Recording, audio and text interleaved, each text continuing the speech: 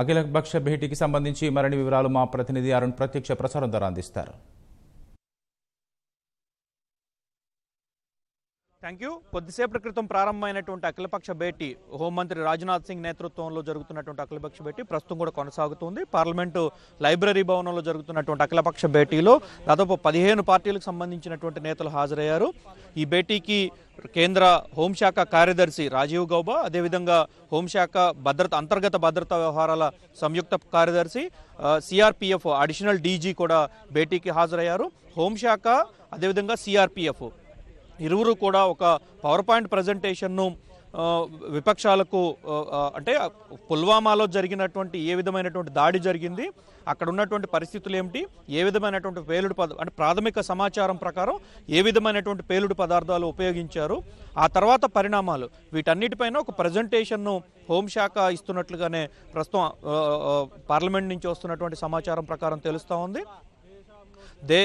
ప్రస్తుతం కాశ్మీర్లో నెలకొన్నటువంటి పరిస్థితులు ఏమున్నాయి, ఈ పరిస్థితుల నేపథ్యంలో ప్రభుత్వం వ్యవహరిస్తున్నటువంటి తీరు ఏ విధంగా ఉందనేటువంటి కీలకమైనటువంటి విషయాలనే ఈరోజు అఖిలపక్ష భేటీలో విపక్ష నేతలందరికీ కూడా వివరిస్తున్నట్లుగానే తెలుస్తూ ఉంది.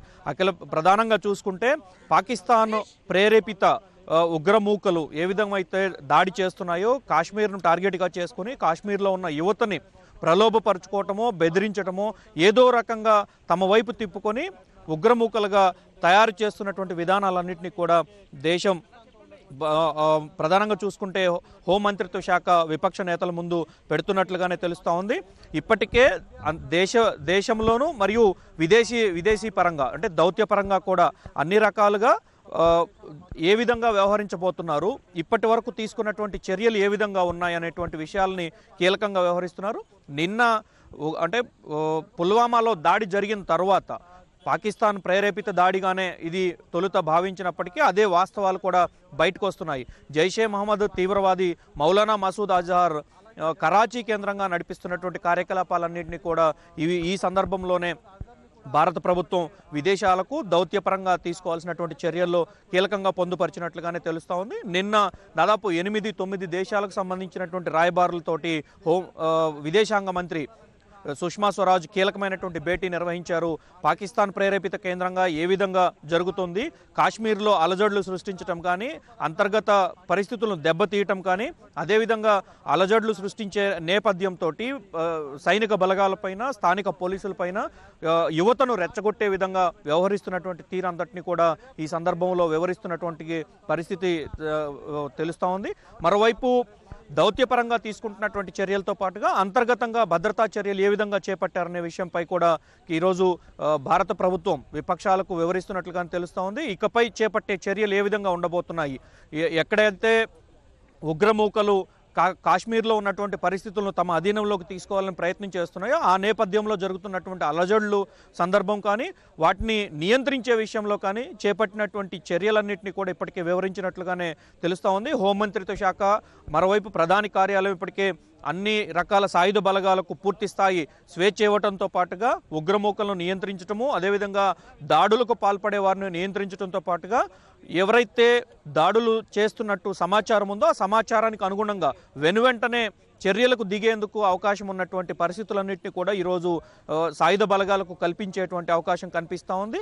పాకిస్తాన్లో జరుగుతున్నటువంటి వ్యవహారాలు అక్కడి నుంచి ప్రేరేపితంగా జరుగుతున్నటువంటి వ్యవహారాలన్నింటినీ కూడా ఈరోజు దౌత్యపరంగా ఒకవైపు మద్దతు తీసుకుంటున్నప్పటికీ అంతర్గతంగా అన్ని పార్టీలు ఇప్పటికే మద్దతు పలికిన మరోవైపు భవిష్యత్ కార్యాచరణ ఏ విధంగా చేయాలి, ప్రభుత్వం ముందున్నటువంటి అంశాలేంటి, అదేవిధంగా కేంద్ర ప్రభుత్వానికి విపక్షాలు ఇచ్చేటువంటి సలహాలు ఏంటనే ప్రధానమైనటువంటి అంశంగానే ఈరోజు అఖిలపక్ష భేటీ జరుగుతూ ఉంది.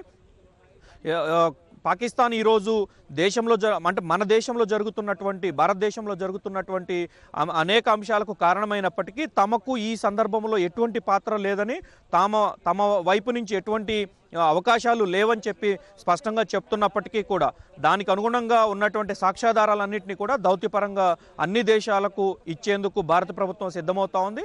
ఒకవైపు దీనికి కారణమైనటువంటి మౌలానా మసూద్ అజహర్ జైషే మహమ్మద్ నేత కరాచీలో ఉంటూ చేస్తున్నటువంటి కార్యకలాపాలను నియంత్రించకపోగా ఈ రకమైనటువంటి దాడులకు పాల్పడుతూ దేశంలో అలజడులు సృష్టించడము ప్రధానంగా కాశ్మీర్ను టార్గెట్ చేసుకుంటూ వ్యవహరిస్తున్న తీరంతటిని కూడా ప్రభుత్వం ఈరోజు దౌత్యపరంగా అంతర్గతంగా ఉన్నటువంటి పార్టీలన్నిటికీ వివరించి తదుపరి కార్యాచరణ చేపట్టేందుకు ఉన్నటువంటి మార్గాలు ఏమిటనే విషయంపైన కూడా ఈరోజు కీలకంగా చర్చిస్తున్నట్లుగానే తెలుస్తూ ఉంది. మరికొద్దిసేపట్లో భేటీ ముగిసిన తర్వాత హోంమంత్రి రాజ్నాథ్ సింగ్ ఒక స్పష్టమైనటువంటి ప్రకటన చేయబోతున్నారు. విపక్షాల భేటీలో తీసుకున్నటువంటి నిర్ణయాలన్నింటినీ కూడా ఆయన వివరించబోతున్నారు. Over to studio. ధన్యవాదాలు అరుణ్.